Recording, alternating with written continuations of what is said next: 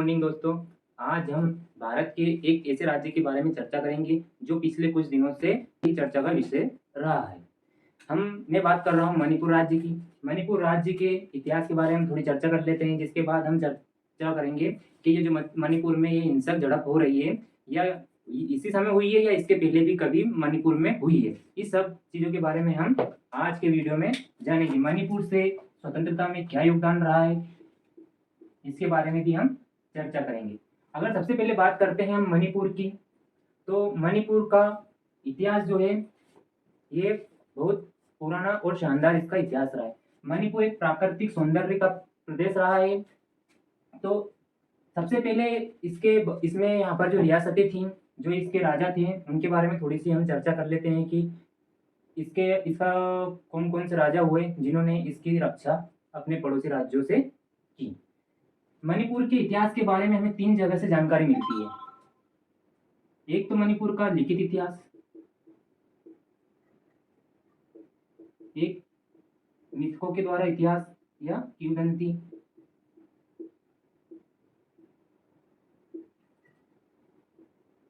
और एक पुरातात्विक अनुसंधान।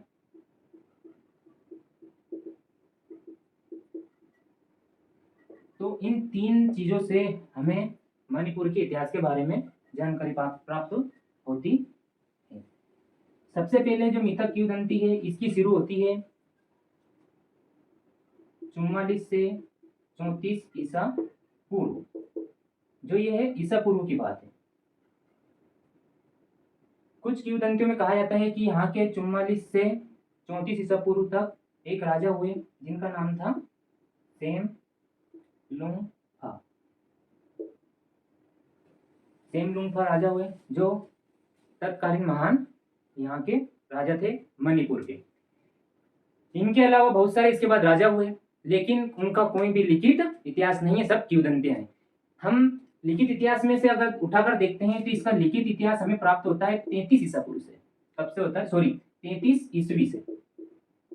33 ईस्वी से इसका हमें लिखित इतिहास प्राप्त होता है। इस समय यहाँ के राजा थे पाखंबा।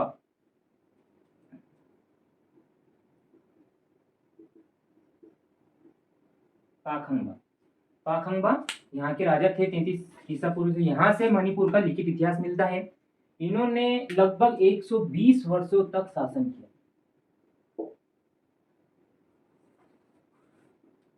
120 वर्षों तक। तो ये हमें लिखित इतिहास से प्राप्त पता चलता है। पुरातात्विक अनुसंधानों की अगर बात करते हैं तो हम मणिपुर में जाएंगे, वहां की चीजें देख के आएंगे, उससे फिर खोज करेंगे, पता लगाएंगे।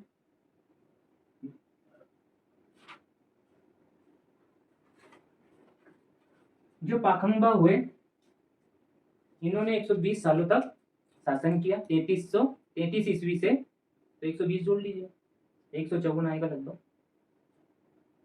इनके अलावा अन्य और राजा हुए जो मुगलों के समय भी उन्होंने अपनी सीमा की रक्षा की और अंग्रेजों के समय भी अपनी सीमा की रक्षा की।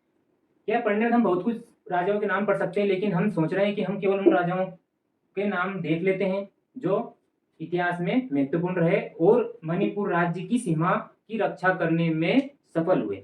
इनमें एक राजा का नाम आता है कियांबा।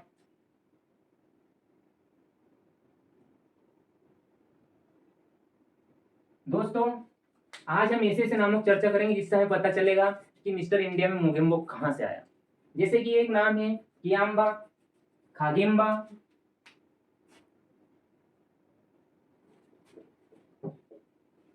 और एक है चराइरोम्बा। जैसे मजाक की बात है, पर कह सकते हैं कि जो फिल्म स्टार, जो फिल्म के डायरेक्टर, प्रोड्यूसर, जो भी होगा, कहानी लेखक, उन्हें उसके दिमाग में उपज मोगेम्बो की यहाँ से आएगी। कियांबा, खागिम्बा और चराइरोम्बा ये ऐसे राजा हुए जिन्होंने मणिपुर की रक्षा की। किन से की? बर्मियों से। और जो बर्मियों ने आक्रमण किया अधिकतर इस पर, जो मणिपुर है इस पर अधिकतर बर्मियों ने आक्रमण किया। इसके बाद जब ब्रिटिश आ गए तो ब्रिटिशों ने आक्रमण किया।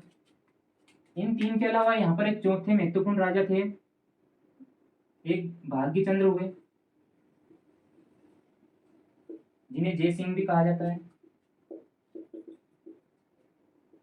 और एक गंभीर सिंह।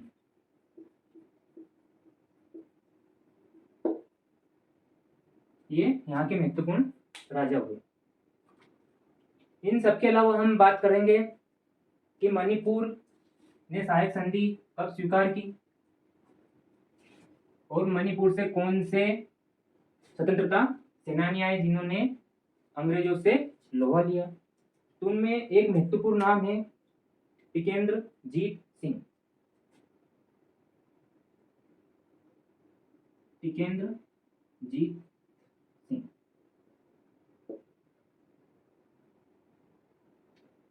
जो टिकेंद्र जीत सिंह है, ये मणिपुर के राजकुमार थे। ये अपने पिता की चौथी संतान थे। जो टिकेंद्र जीत सिंह है, ये इनके पिता का नाम है चंद्र प्रकाश सिंह, जो राजा थे। राजा इनके पिता जो थे चंद्र प्रकाश सिंह। चंद्र प्रकाश सिंह जो थे, इनके उत्तराधिकारी टिकेंद्र जीत सिंह भी थे, जो राजकुमार थे। ये इनकी सेना के कमांडर हुए। 1891 में एक युद्ध हुआ अंग्रेजों और मणिपुर के बीच में।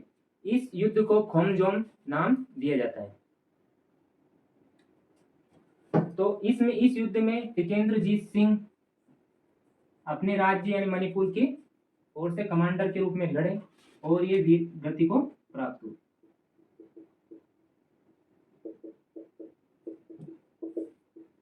कब? 13 अगस्त 1891। ऐसा नहीं है कि इतनी आसानी से हार गए थे। इनके नेतृत्व में अंग्रेजों को कम से कम 3-4 बार पीछे हटना पड़ा, जिसके बाद फिर टिकेंद्र जीत सिंह के नेतृत्व में, जिसके बाद बहुत कोशिशों के बाद अंग्रेजों ने बहुत कोशिश की, उसके बाद ये पकड़ा है। क्योंकि 4-5 बार ही इन्हें अंग्रेजों को हराने के पश्चात इनके जो समाज जब स्थिति खराब हो जाती है। क्यों? किसी भी युद्ध के लिए सबसे मेन जरूरी चीज होती है आर्थिकता आपकी कैसी है। अब सहायक संधि थी। सहायक संधि का राज्य था मणिपुर। 1824 में सहायक संधि के रूप में सम्मिलित हो गया था। तो इनके पास इतनी आर्थिक पूंजी नहीं थी, तो ये थोड़े बहुत दिनों तक लड़े। आर्थिक स्थिति इनकी खराब हो गई, जिस कारण इन्हें हार का सामना करना पड़ा और ये अंग्रेजों के द्वारा इन्हें फांसी दे दी गई। अंग्रेजों ने इन्हें खुलेआम फांसी दी आम जनता के बीच में।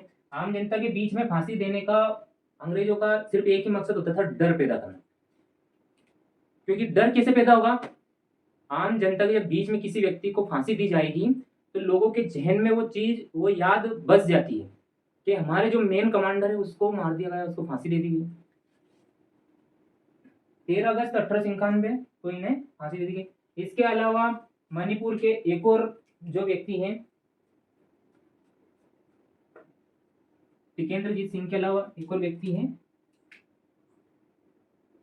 पाउनम ब्रजवासी। ये भी स्वतंत्रता सेनानी रहे और इन्हें भी 1891 में फांसी दे दी गई, अप्रैल 1891। कौन से युद्ध में? खामजोम युद्ध में।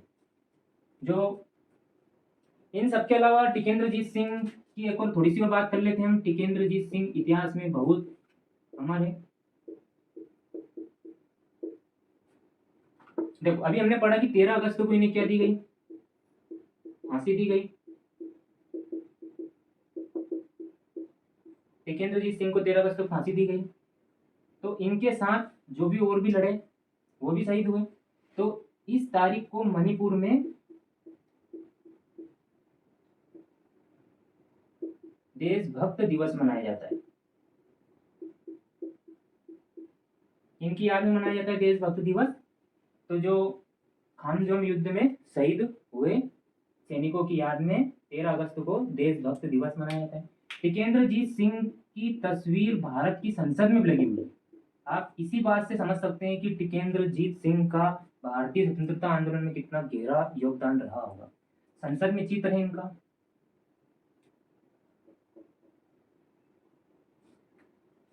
ये तो रही मणिपुर की पुरानी बातें। थोड़ा सा हम जब 1891 में मणिपुर अपनी पूर्ण रूप से अंग्रेजों के अधीन हो गए। इसके बाद मणिपुर लगभग क्या, जब देश आजाद हुआ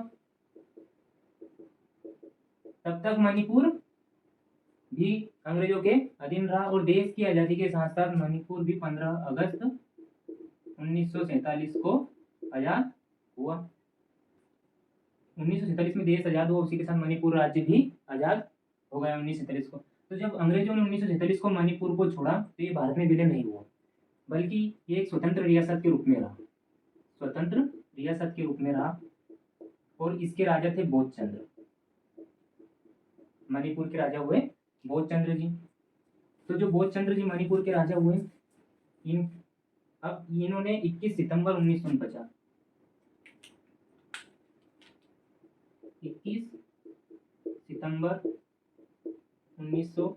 तक बोधचंद्र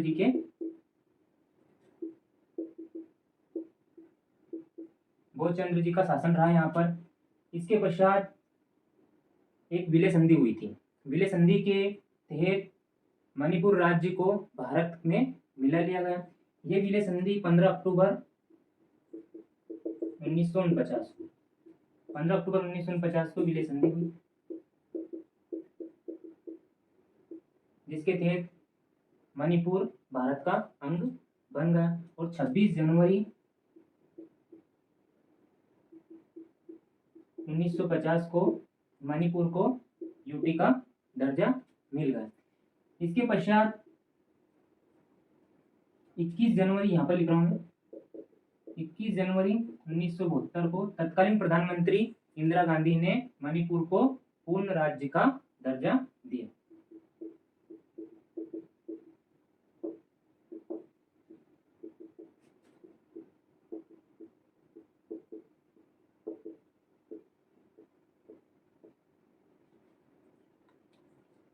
तो 1972 से मणिपुर एक पूर्ण राज्य के रूप में भारत में सम्मिलित हो गए। मणिपुर में वर्तमान समय में 60 विधानसभाएं सीट है।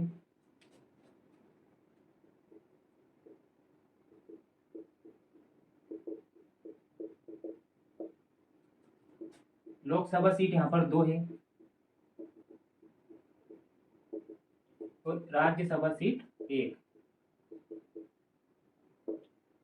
कुल 16 जिले हैं।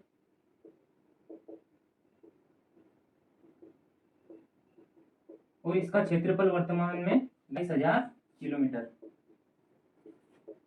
है, लगभग 22,000। यहाँ की जनता लगभग 38 लाख है।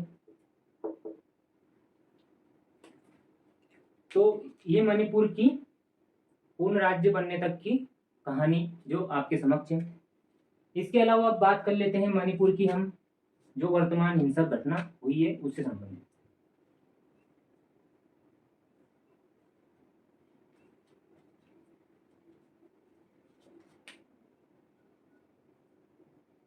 तीन मई 2023।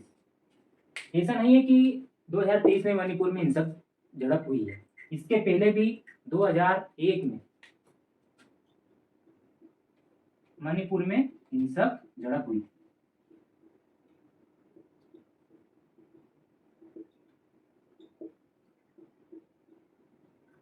वर्तमान समय में जो हिंसक झड़प हुई है इसमें लगभग 50,000 लोग से लेकर 70,000 लोग अपने घर से घर विहीन हो गए।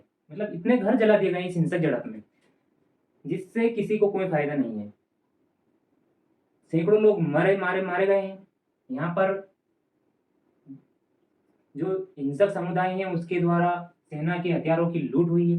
ऐसा की ऐसी लूट, या ये कहें कि ऐसी ही हिंसा 2001 में हुई थी, तब भी हथियारों को लूटा गया था।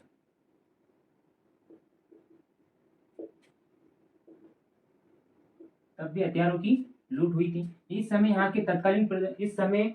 के तत्कालीन प्रधानमंत्री अटल बिहारी वाजपेयी थे। अटल बिहारी वाजपेयी ने 2001 की जो हिंसक झड़प हुई थी, इस पे संज्ञान लेते हुए एक प्रतिनिधिमंडल बनाया था। इसी समय अटल बिहारी वाजपेयी जी ने अपने घुटनों का ऑपरेशन भी करवाया था। घुटनों का ऑपरेशन करवाने के बाद भी उन्होंने इस पर बोलना जारी रहा, प्रतिनिधिमंडल की रिपोर्टें ली और उस हिंसक झड़प को वहीं पर समाप्त करवाया। 3 मई से लेके आज अगस्त चल रहा है, लेकिन मणिपुर में हिंसा खत्म होने का नाम ही नहीं ले रही है। तो ये हिंसा किन लोगों में हो रही है और इसका क्या कारण है, इसको देख लेते हैं।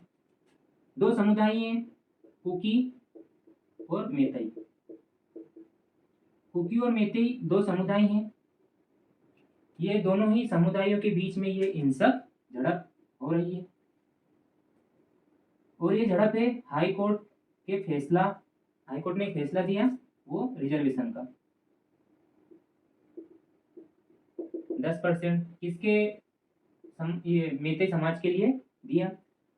तो कुकी समुदाय का कहना है कि अगर हाई कोर्ट को मेतई को 10% रिजर्वेशन दे दिया जाएगा तो हमारी नौकरियां खतरे में आ जाएगी और मेतई जो समाज है इसका सरकारी नौकरियों पर आधिपत्य स्थापित हो जाएगा। क्योंकि जो मणिपुर की राजधानी है इम्फाल, इसमें लगभग 90% लोग मेतई समुदाय के रहते हैं, जबकि कुकी समुदाय जो है ये पूरे मणिपुर में फैला हुआ है, जगह जगह रहते हैं। इन कुकी और मेतई के अलावा एक और समुदाय है नागा समुदाय, जो यहाँ पर रहते हैं। ये सभी आदिवासी समुदाय हैं, ये एसटी में आते हैं। और ऐसा नहीं है कि इन्हें जो आरक्षण ये अभी से दिया हुआ है। मेतई समाज का कहना है कि जब हम भारत में मिले थे उससे पहले भी हमें रिजर्वेशन प्राप्त था और हम एसटी में आते थे। तो उसी बात को लेकर ये हाईकोर्ट में गए हुए थे और पिछले 10 सालों से ये केस ऐसे ही पेंडिंग में पड़ा हुआ था। इस पर मेतई समुदाय ने हाईकोर्ट में जाकर कहा कि हमें पहले भी रिजर्वेशन प्राप्त था, हमें रिजर्वेशन दो। तो हाईकोर्ट ने सरकार से कहा और इन्हें मेतई समुदाय को 10% आरक्षण पर मोहर लग गई। कुकी समुदाय इस बात से क्षुब्ध हो गए और हिंसक झड़प पर उतर आए। इन दोनों के बीच में फिर हिंसक झड़प हुई, आपस में आप लड़े और आपसी लोग इसमें खुद के ही दोनों समुदाय के लोग मारे गए। सैकड़ों लोग मर चुके हैं अब तक और ना जाने ये हिंसक झड़प कब तक रुकेगी। यहाँ पर सीआरपीएफ के जवान भी हैं, आर्मी के भी हैं और जो होम पुलिस है मणिपुर की वो भी है, लेकिन ये हिंसक झड़प किसी से रुक नहीं रही है। अभी हाल ही 4-5 अगस्त की रात को भी यहाँ पर फिर से हिंसक झड़प हुई, जिसमें 3-4 लोगों की मौत हो गई। देश के गृह मंत्री और प्रधानमंत्री अगर यहाँ पर जाएं और कुछ बयान दें, यहाँ पर जाकर ये जायजा लें, तो शायद हो सकता है कि उसका जमीनी स्तर पर एक प्रभाव पड़े, क्योंकि प्रधान सेवक के कहने का बहुत प्रभाव पड़ता है। ऐसा नहीं है, जब 2001 में अटल बिहारी वाजपेयी जी ने कहा, जमीनी स्तर पर उसका प्रभाव पड़ा और हिंसक झड़प रुकी। इसके पहले असम में भी एक ऐसा ही नरसंहार हुआ था 1983 में। कहाँ पर हुआ था ये? असम में नरसंहार हुआ था। तो जो ये असम में नरसंहार हुआ था इसमें 1800 लोग मारे गए थे। तब तत्कालीन प्रधानमंत्री इंदिरा गांधी जी ने जो खेतों में लाशें पड़ी थी उनके बीच गई और वहां पर अपील की, शांति स्थापित हुई। तो मैं कोई कंपैरिजन नहीं कर रहा हूँ कि इंदिरा गांधी जी, अटल बिहारी वाजपेयी जी ने उस हिंसा को रोक दिया तो देश के जो वर्तमान प्रधान सेवक है वो भी रोक दे, लेकिन शायद हो सकता है कि उनके कुछ शब्द हो ऐसे कि जो दोनों लोग मान सके, दोनों समुदाय के लोग, और हिंसक झड़प रोक सके। तो दोस्तों आपके लिए ऐसा ही एक वीडियो हम नूह हिंसा पे भी जो नूह हिंसा हुई है उस पर भी लाएंगे और उससे संबंधित राज्य के बारे में विस्तार पूर्वक चर्चा करेंगे। धन्यवाद।